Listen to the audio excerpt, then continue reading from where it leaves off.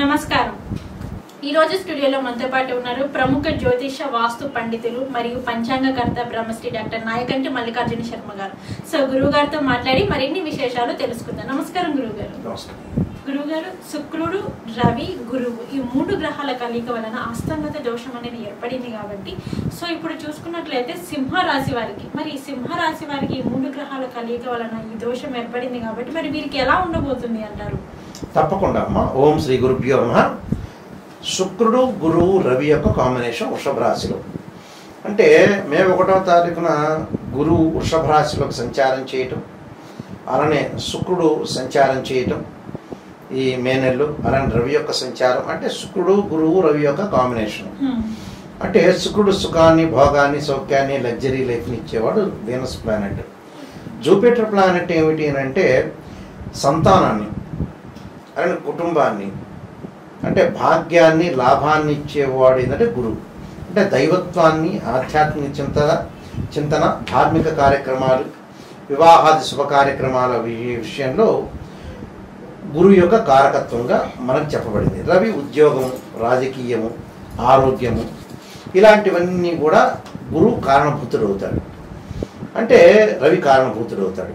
అక్కడ రవి, గురువు, శుక్రుడు అనే చాలా ఇంపార్టెంట్ ప్లానెట్స్. ఆ కంజంక్షన్ అనేది ఏంటంటే వృషభ రాశికి అధిపతి శుక్రుడే. అంటే శుక్రుడు యొక్క ఓన్ హౌస్ వృషభ రాశి. అలాగా 2-3 గ్రహాల యొక్క కంజంక్షన్ కావటం వల్ల అస్తంగత దోషం అంటే కంబస్ట్ అంటే రవి యొక్క ఏదైతే గురువు శుక్రుడు యొక్క ఇచ్చే శుభఫలితాలన్నీ కూడా రవి ఆపేస్తాడని అర్థం. ఈ రవి ఆపేయటం వల్ల ఇక్కడ ఏమవుతుందంటే దాని యొక్క సుఫలితాలు భూమి మీద ఉండే వాళ్ళకి పడవు. అంటే ఆ మంచి ఫలితాలు వచ్చే అవకాశం అనేది ఉండదు అని అర్థం.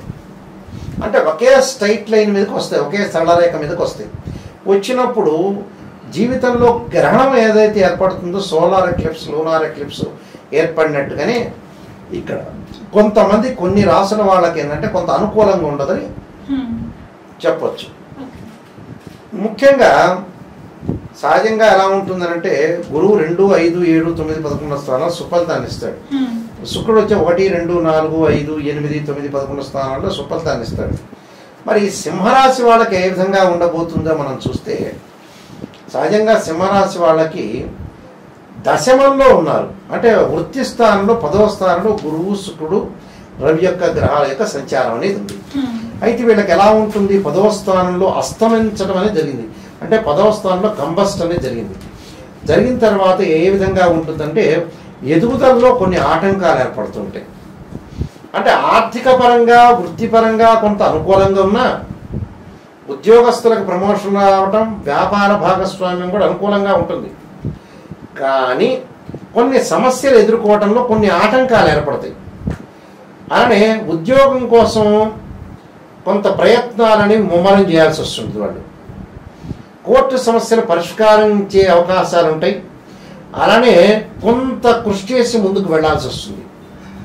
అలానే విదేశాలకు వెళ్లే వ్యక్తులకు కూడా 1-2 సార్లు ఫెయిల్ అయ్యి 3వసారి పాస్ అయ్యే అవకాశాలు ఎక్కువ ఉంటాయి. అలానే ఉద్యోగ ప్రయత్నాలు సఫలీకృతం కావటం, అలానే పదే ఉద్యోగంలో కొన్ని మార్పుల అవకాశం ఉండటం, స్థానచలనము లేక స్థాన భ్రంశం జరగటం, అలానే వ్యాపారవేత్తలకు కూడా కొంత లాభాలు ఎక్కువగా వచ్చే అవకాశం ఒకటి ఉంటుంది.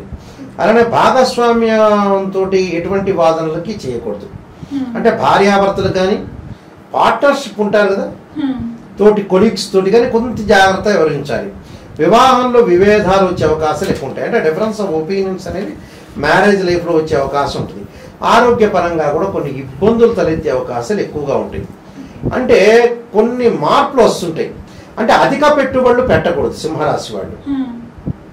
అంటే అధిక పెట్టుబడులు ఏ వ్యాపారం కూడా చేయకూడదు ఈ సంవత్సరం.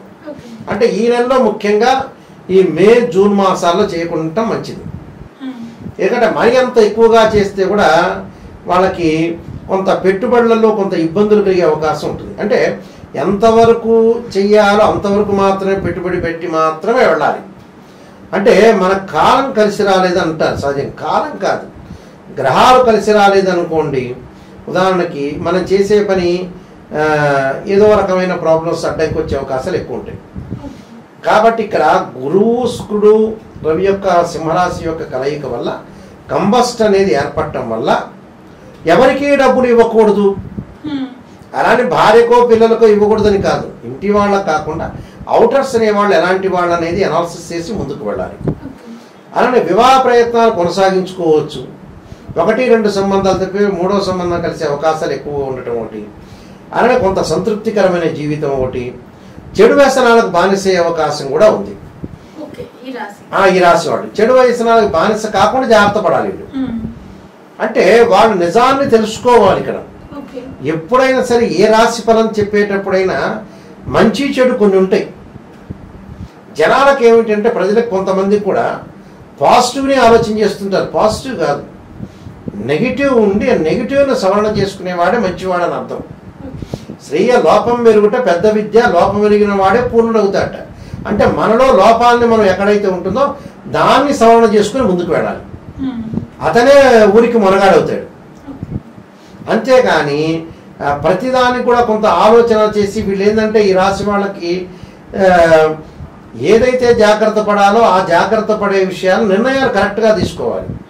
నాకు ఇది లోపం ఉంది, ఆ లోపాన్ని నేను సవరణ చేసుకుంటే కంప్లీట్ మ్యాన్ అవుతాడు. ఈ నెలలో తీసుకోవాల్సింది ఏంది, డబ్బులు ఎవరికి ఇవ్వకూడదు. అర్జెంట్ పరిస్థితిలో కానీ అవసరానికి కానీ ఆ వ్యక్తిత్వాన్ని గౌరవించి ఇవ్వాలి. దాంతోపాటు ఆరోగ్యపరంగా కొన్ని ఇబ్బందులు వస్తుంటాయి. ఆ ఇబ్బందులు ఎదుర్కోవాలంటే కరెక్ట్గా మనం ఫుడ్ తినాలి, ప్లస్ భగవంతుడి యొక్క ఆరాధన చేయాలి.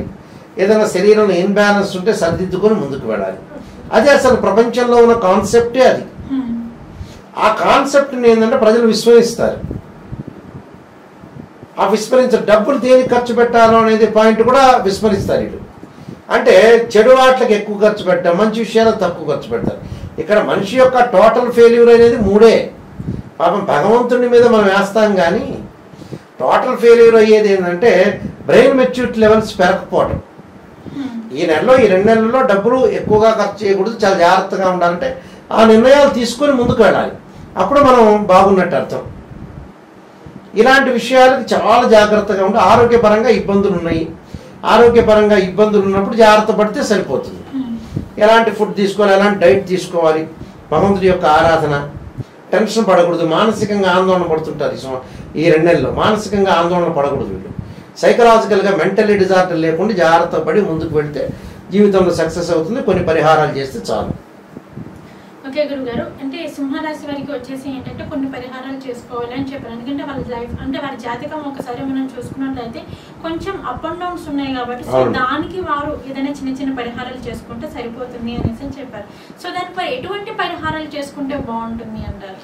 వాళ్ళు తప్పకుండా శనగలు దానం చేయటం ఒకటి, బొబ్బర్లు దానం చేయటం ఒకటి, తర్వాత వచ్చేటప్పటికల్లా ఆంజనేయ స్వామి యొక్క ఆరాధన చేయాలి. అంటే ఆంజనేయాయుధే వాయుపుత్రాయుధమే తన్నో హనుమత్ ప్రచోదయాత్ అనేది.